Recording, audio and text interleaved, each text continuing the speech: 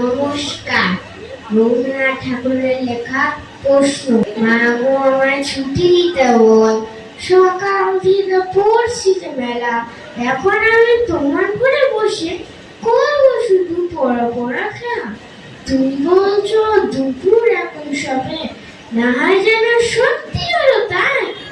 একদিনও কি দুপুর বেলা হলে বিকেল হলো মনে করতে নাই? আমি তো বেশ ভাবতে পারি মনে, সূর্য ডুবেছে মাঠের শেষে, বাগদি পুরি চুপড়ি করে শাক তুলছে পুকুর পাড়ে এসে।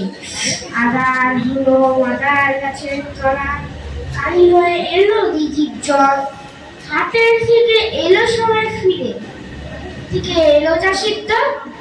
মনে করো না উঠলো সাজের তারা, মনে করো না সন্ধে হলো যেন। রাতের বেলা দুপুর যদি হয়, দুপুর বেলা রাত হয় না কেন?